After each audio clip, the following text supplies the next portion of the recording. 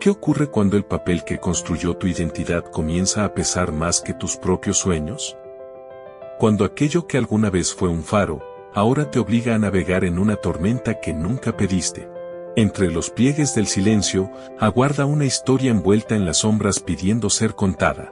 En un rincón de cualquier comunidad, podría estar ella, una estudiante admirada, cuya dedicación parecía cincelar futuros con cada palabra, con cada lección impartida. Su nombre, como una melodía suave, permanecerá en el anonimato, pues bien podría ser cualquiera y a la vez única en su esencia. Desde sus primeros años, le fue otorgado un título invisible pero resonante, la alumna ejemplar. Era la estrella que brillaba entre pupitres, la referencia en los libros de calificaciones. Ese emblema la acompañó con lealtad hasta su graduación universitaria, marcando el inicio de un sueño que tejía desde hacía años, ser profesora. Y, como si el universo conspirara a su favor, la enseñanza le fluyó como un río en su cauce natural. Pero la historia no termina aquí. Un giro del destino la llevó a asumir un desafío monumental: dirigir una prestigiosa escuela. 15 años de experiencia respaldaban su elección, pero el nuevo puesto, con su abanico de responsabilidades, la lanzó a una jungla mental donde el miedo y la duda tejieron un manto que intentaba opacar su luz. Ya no se trataba solo de educar a jóvenes mentes, ahora debía liderar un equipo de profesionales con un bagaje y preparación admirables. Las demandas crecían con cada día, y el reloj, siempre implacable, parecía conspirar en su contra. Una mañana tranquila, como un susurro inesperado, llegaron las preguntas que se colaron en su mente como intrusos en una fiesta. ¿Por qué yo? ¿Qué me hace merecedora de este lugar? ¿Seré lo suficientemente buena o simplemente finjo serlo? ¿Qué pasará cuando los demás descubran que, tal vez, no soy quien aparento ser? Con el paso de las semanas, las dudas se volvieron un nudo más apretado, un peso más oscuro. ¿Era cuestión de habilidades? ¿O, quizás, de una ausencia de deseo real por estar a la altura? Porque, al final, una cosa es saber caminar sobre una cuerda floja y otra, muy distinta, es tener el corazón de un trapecista. ¿Qué derecho tengo a considerarme líder? ¿Por el mero acto de liderar? ¿Cuántos líderes, aclamados en su momento, no resultaron ser fraudes? ¿Y si realmente fuese competente, estaría tan consumida por estas preguntas? Queridos espectadores, esta sensación, tan íntima y devastadora, no requiere ocupar un alto cargo para hacerse presente. Basta con ser humano. Hoy, en este humilde espacio, nos aventuraremos en los misterios de este sentimiento esquivo y perturbador que conocemos como el síndrome del impostor. Sin más preámbulos, les invito a que juntos desentrañemos este laberinto psicológico. El síndrome del impostor, ese visitante incómodo de la mente, no golpea puertas ni pide permiso. Se cuela en los rincones más íntimos del pensamiento y siembra la duda, como una sombra que insiste en negar la luz de los logros personales. Quienes lo padecen no solo cuestionan su valor, sino que despojan sus méritos de todo peso propio, atribuyendo su éxito a una caprichosa mezcla de suerte, circunstancias externas o favores ajenos. Para ellos, el triunfo siempre parece un préstamo y nunca una propiedad legítima. En ocasiones, esta experiencia toma un cariz aún más oscuro. El afectado puede llegar a sentirse como un impostor nato, un hábil manipulador que, sin merecerlo, ocupa espacios de reconocimiento. Esta percepción no solo erosiona la confianza en sí mismo, sino que puede tensionar las relaciones más cercanas y erigir muros invisibles entre él y su potencial. Pero, ¿es el síndrome del impostor realmente un trastorno? ¿Podemos llamarlo enfermedad? La palabra síndrome en psicología evoca un conjunto de síntomas, un cuadro clínico que señala un problema de salud definido. Sin embargo, aquí la etiqueta se desliza por terrenos ambiguos, pues este fenómeno carece de una base biológica clara que lo clasifique como una psicopatología. Fue en 1978 cuando Pauline Clance y Suzanne Imes, dos psicólogas clínicas, se toparon con esta inquietante paradoja: pacientes jóvenes, brillantes académicamente, pero atrapadas en un profundo escepticismo sobre su propio mérito. Incluso frente a logros incuestionables, estas mujeres dudaban de su valía, como si el reconocimiento fuese una casualidad o una equivocación del sistema. En un estudio con 150 mujeres destacadas, Clance e Imes hallaron un patrón que parecía gritar silenciosamente: la excelencia no era suficiente para acallar las voces internas que negaban su éxito.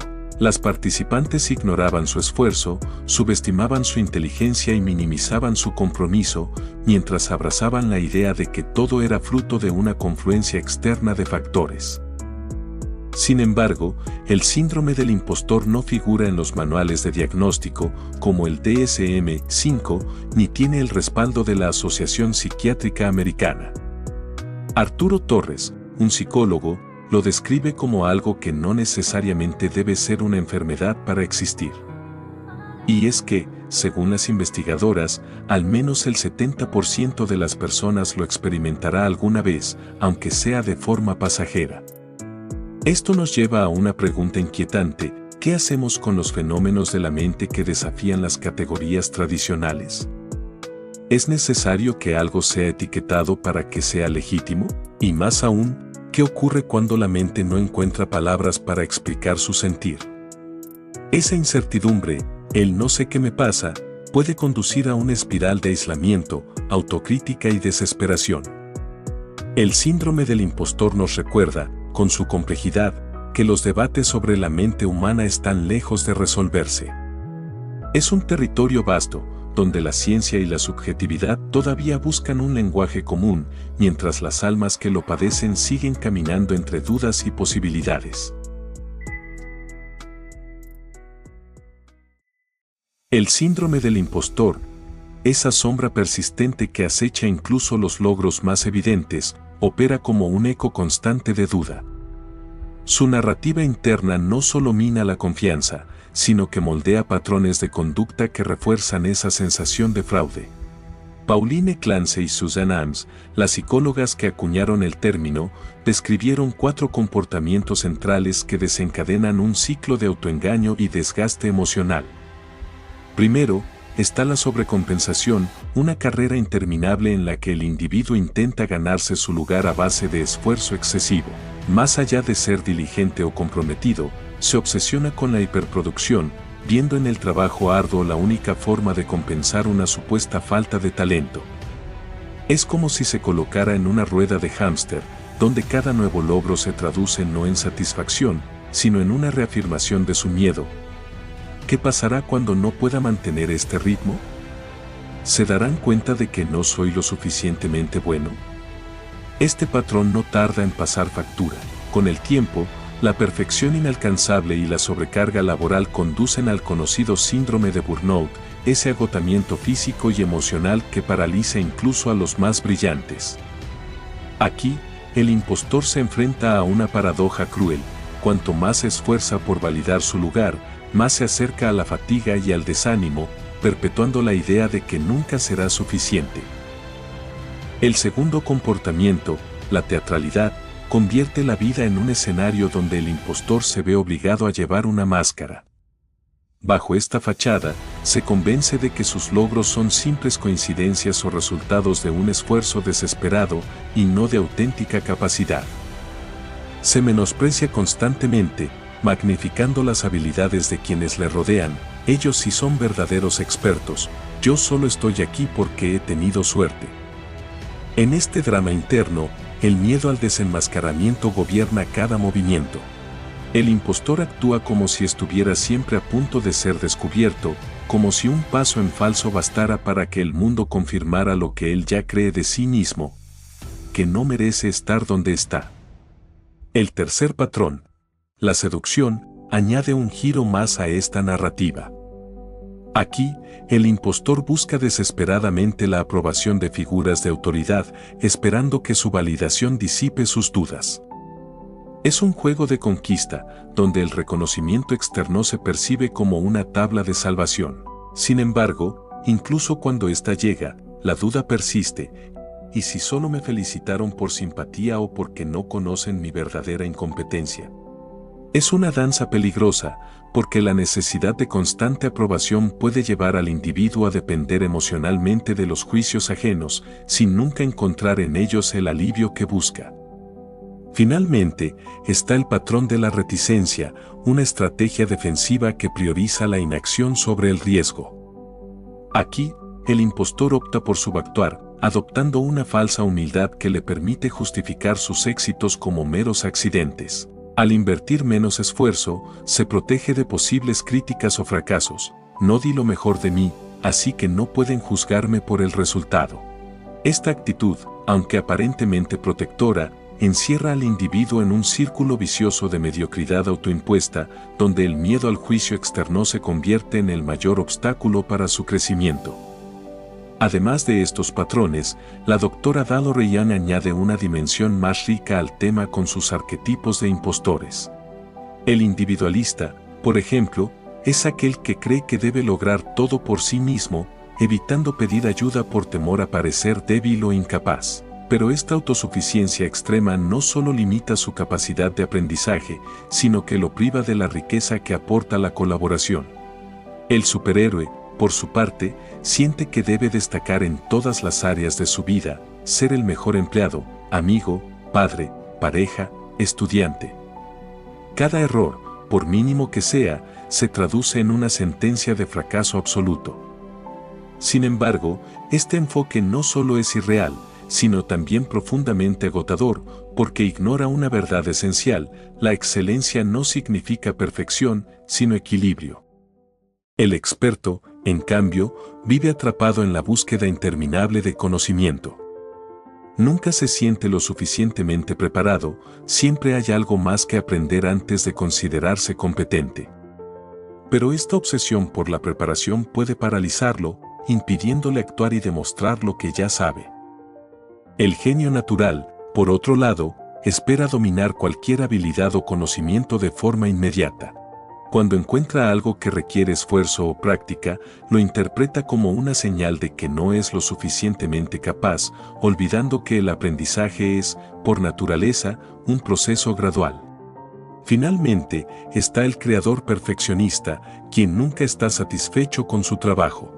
Cada detalle debe ser impecable, cada resultado debe rozar la perfección. Pero esta búsqueda incesante no solo consume tiempo y energía, sino que también refuerza la creencia de que siempre falta algo para que su obra sea verdaderamente digna.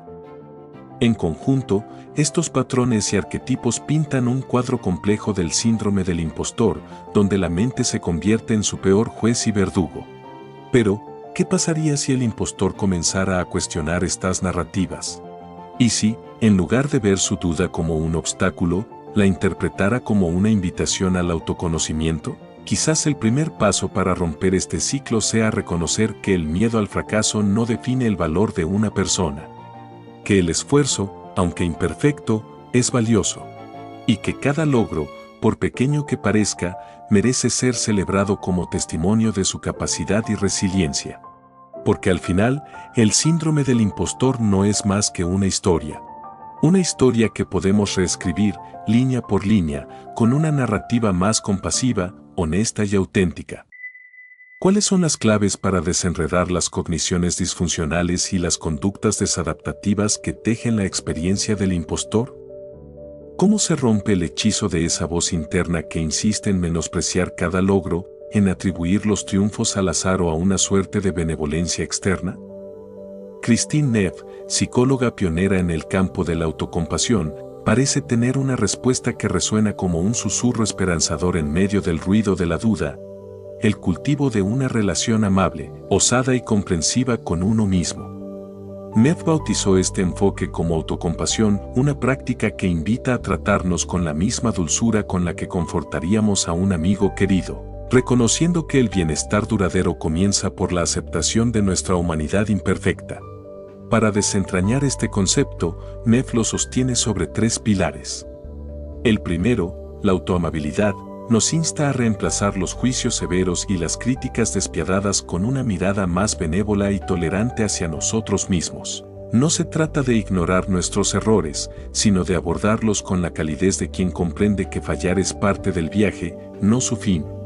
El segundo pilar, la humanidad compartida, amplía nuestra perspectiva al recordarnos que los tropiezos y defectos no son taras exclusivas de nuestra persona, sino un hilo común en la vasta trama de la experiencia humana. En esta comprensión colectiva encontramos alivio, pues nos reconocemos como parte de algo más grande, donde nuestras luchas no nos aíslan, sino que nos conectan. Finalmente, la plena conciencia nos ancla en el presente. Nos invita a observar nuestras emociones y pensamientos con curiosidad, pero sin apego, a evitar la tentación de sobreidentificarnos con sentimientos fugaces de fracaso o insuficiencia, recordando que, como las nubes en el cielo, también ellos pasarán. Imaginemos a un programador nabo enfrentando la frustración de un error en su código, uno que parece burlarse de cada intento de resolución. En lugar de sucumbir al látigo de la autocrítica, podría detenerse un instante y recordar, este desafío no es una señal de mi incapacidad, es un terreno común entre quienes comparten mi oficio. Al reconocer su humanidad compartida, podría también resistir la tentación de identificarse con su frustración, eligiendo en su lugar no medir su valía a través de ese momento de tensión. Sin embargo, hay casos donde las raíces del síndrome del impostor son profundas, enredadas en historias de vida o en patrones de pensamiento que exigen una intervención más estructurada. Aquí entra en escena la psicoterapia, particularmente la terapia cognitivo-conductual, como una herramienta poderosa para explorar y confrontar esos cimientos invisibles. Por supuesto, el camino de la autocompasión y la autoafirmación no debe confundirse con un rechazo absoluto de la crítica externa ni con un individualismo desmedido. No se trata de proclamarnos infalibles ni de ignorar las oportunidades de mejora, sino de aprender a integrar el feedback de los demás en un marco que respete nuestro valor intrínseco. Es una danza entre la humildad y la seguridad, entre reconocer que no somos todopoderosos y saber que, aún así, tenemos algo único que aportar. Como reza el viejo aforismo, somos enanos a hombros de gigantes. No necesitamos ser titanes, pero sí aprender a apreciar la grandeza que reside en nuestras contribuciones, por pequeñas que parezcan. Al final, lo que se pone en juego no es si somos impostores o no, sino si somos capaces de aceptar la verdad simple y a la vez sublime de nuestra humanidad. Así, la experiencia del impostor deja de ser una sentencia y se convierte en una invitación. Una invitación a redescubrirnos, a tratarnos con más amabilidad, a aceptar que el proceso de ser humano es, en sí mismo, imperfecto y glorioso.